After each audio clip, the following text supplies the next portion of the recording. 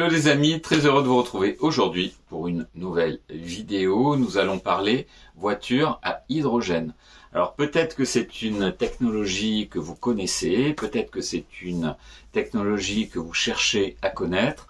Vous avez peut-être déjà des idées très précises sur le futur ou pas de cette technologie. En tout cas, nous allons pouvoir débattre un petit peu sur le sujet. Je vais vous donner quelques informations sur le fonctionnement de la voiture à hydrogène, de la pile à combustible qui permet également de faire fonctionner cette voiture à hydrogène. Nous verrons qu'il peut y avoir quelques freins technologiques quand même au développement à grande échelle de la voiture à hydrogène. Elle est pour l'instant très chère. Si vous avez 70 ou 80 000 euros, voire même 120 000 euros à mettre pour obtenir un très beau modèle, comme c'est le cas de la Namix ou de l'Opium Machina dont je vais vous parler juste après, qui sont deux modèles français très beaux. Voilà, en tout cas, vous avez certainement des idées sur le sujet, donc je compte sur vous pour mettre éventuellement en commentaire votre avis sur la question. Je commencerai donc à vous parler d'un certain nombre d'aspects liés à la voiture. Je vais vous dire les modèles qui existent à l'heure actuelle. Alors c'est pas exhaustif, je parlerai des principaux, voilà ceux qui sont vraiment déjà commercialisés, les quelques modèles qui vont être commercialisés dans les 2 à 3 années à venir, ceux que j'ai pu voir et filmer au Mondial de l'Auto de Paris 2022. En tout cas, ça aura pour objectif de faire débattre sur le sujet et surtout de donner votre avis. Ça m'intéresse et je pense que ça intéressera un grand nombre également d'abonnés et d'internautes qui viendront voir la vidéo. Alors, on se retrouve tout de suite pour le contenu de cette vidéo.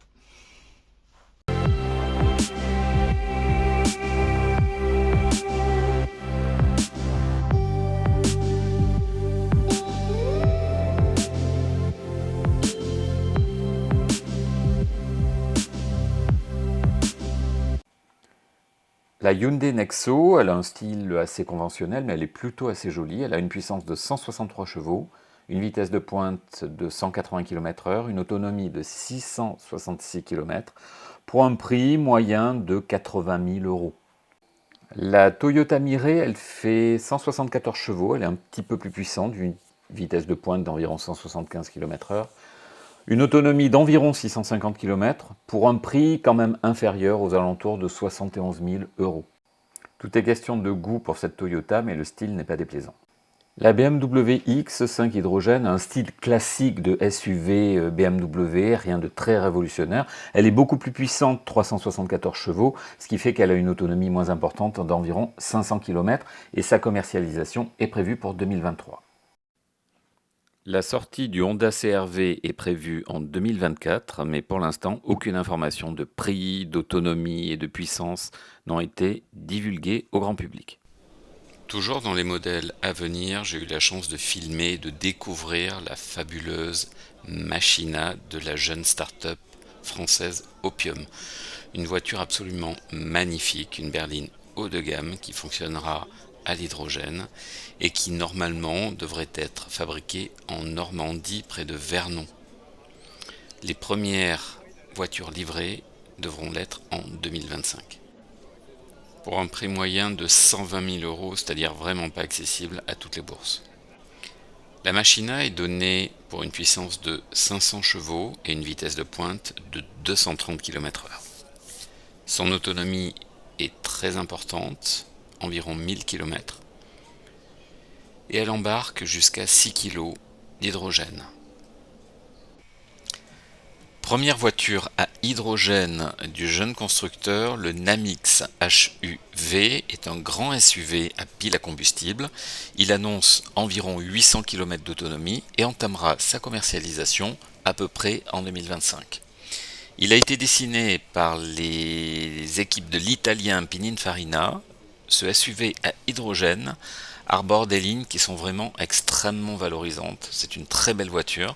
Il est un petit peu plus grand que le Hyundai Nexo, à peu près 4,90 m de long, et se distingue par une grande signature lumineuse en X qui parcourt l'ensemble de la face avant du véhicule. Il sera proposé en deux motorisations.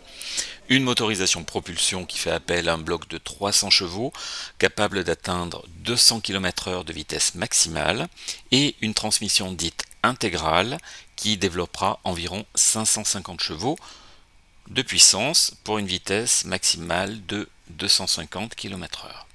Son prix est annoncé entre 65 000 et 95 000 euros selon la configuration qu'aura choisi l'acheteur.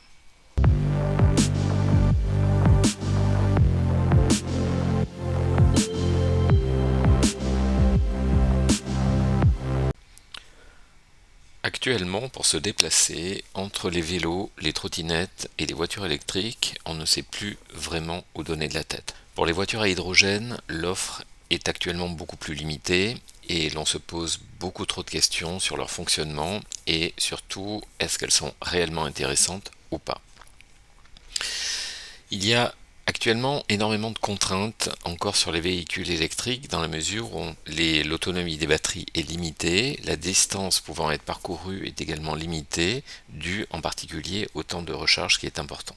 Dans la technologie hydrogène, elle intègre dans des véhicules un moteur électrique, il n'y a pas d'essence ou de diesel dans le réservoir, mais elle possède néanmoins un rayon de déplacement et un temps de charge qui est similaire à ce que nous connaissons avec nos moteurs traditionnels thermiques. Les véhicules fonctionnant à l'hydrogène utilisent ce que l'on appelle une pile à combustible. On redétaillera un petit peu plus tard exactement le fonctionnement de la pile à combustible. Ça reste vraiment le cœur de la voiture à hydrogène. Elle permet de transformer un combustible qui est de l'hydrogène en électricité et en eau, grâce à de l'oxygène.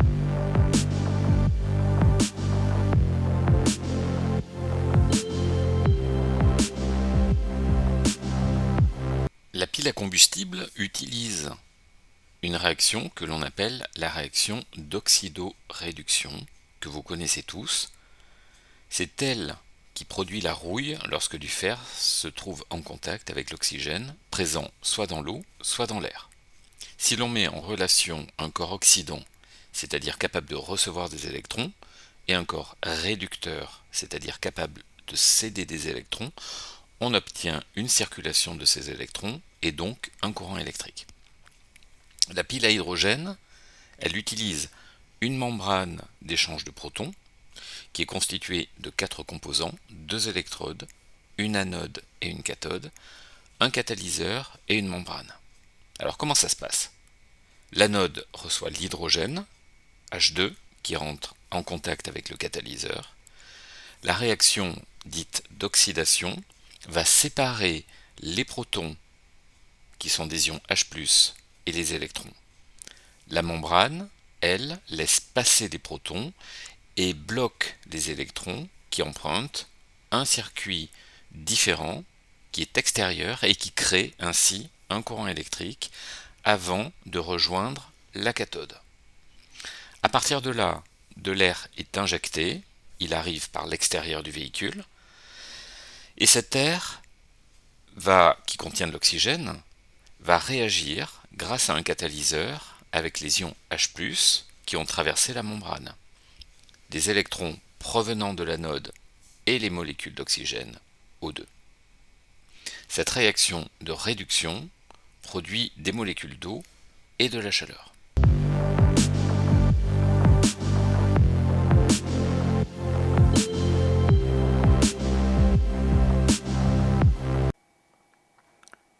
Il est actuellement difficile de s'y retrouver puisque vous avez peut-être déjà entendu parler qu'il y a différents types d'hydrogène qui sont notamment associés à des couleurs. Bleu, vert, gris ou jaune. Qu'est-ce que cela signifie?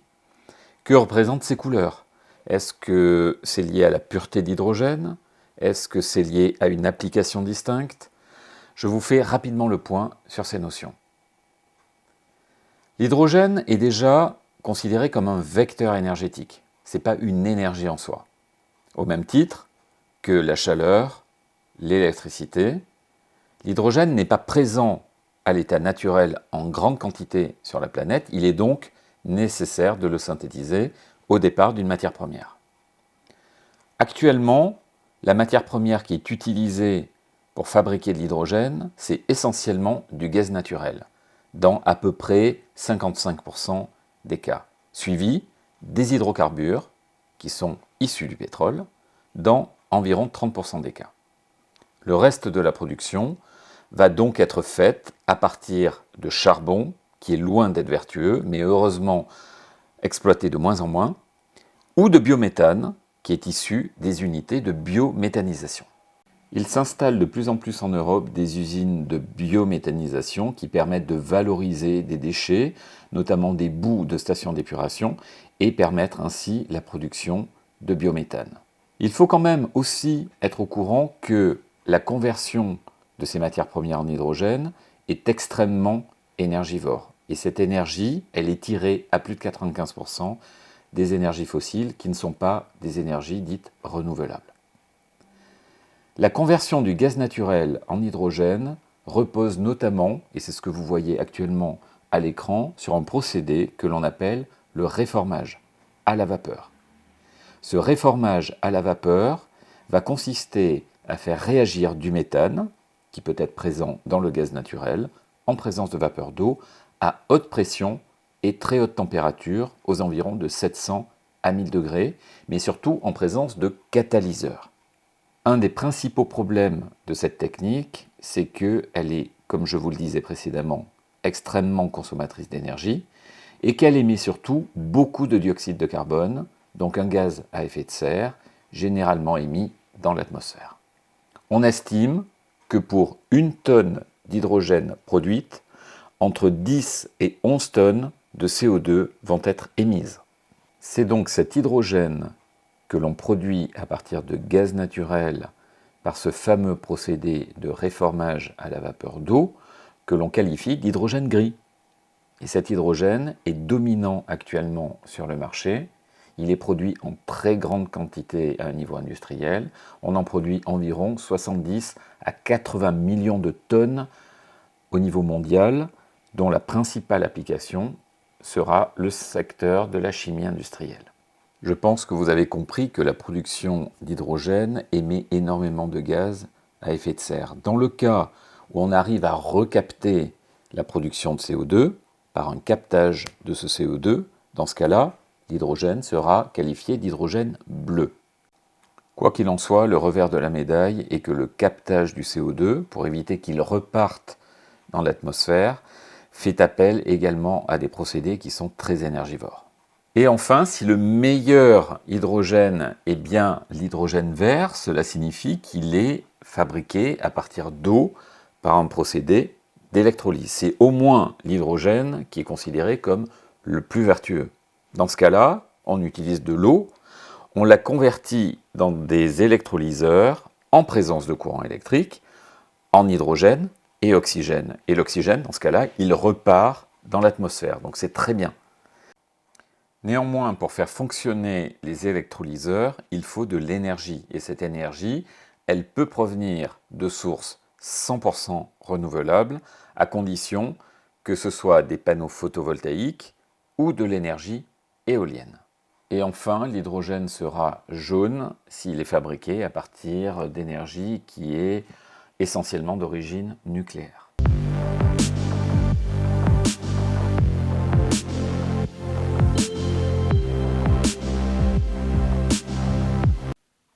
Alors je vous ai fait un schéma récapitulatif que vous voyez en ce moment à l'écran pour bien faire le parallèle entre le rendement de l'hydrogène et le rendement de la batterie lithium-ion qui équipe actuellement les voitures électriques. Si on se limite à l'hydrogène qui est produit par électrolyse, il est certes minimal, c'est à peu près 5% de la production mondiale. Il faudrait également ce que l'on appelle de la pyrolyse verte qui est obtenue par énergie renouvelable. Le cas échéant, le procédé n'est pas du tout viable. Si on prend le chemin qui part de la centrale électrique, on a un rendement d'environ 70%, entre 70 et 75% pour les accumulateurs chimiques, la batterie lithium-ion qui équipe la quasi-totalité des voitures électriques à l'heure actuelle. Et ce rendement, il n'est que de 20 à 25% pour l'hydrogène. Il existe en effet de très nombreuses étapes de transformation et de fabrication de l'hydrogène qui sont extrêmement consommatrices d'énergie, sans compter un rendement assez moyen de la pile à combustible qui est d'un peu moins de 50% contre environ 90 voire plus de 90% pour une batterie au lithium. Des données qui sont issues de l'ADEME indiquent un rendement de environ 23% pour l'hydrogène qui serait produit par électrolyse et environ de 72% pour la voiture électrique à accumulateur lithium-ion. En partant de l'électricité qui nous est mise à disposition jusqu'aux roues, cela n'inclut pas d'autres énergies utiles en amont ou même en parallèle de ces deux circuits, construction de réseaux, de centrales, d'aménagement, de réseaux de distribution, etc., fabrication, recyclage des batteries. On part donc de la centrale jusqu'à la batterie pour la voiture électrique et de la centrale jusqu'au réservoir de la voiture à hydrogène, en passant par tous les processus de fabrication de l'hydrogène, par électrolyse, en passant par une raffinerie qui produit le gaz, etc. Voilà, c'est extrêmement énergivore et de ce fait, on perd un rendement qui est énorme pour l'hydrogène.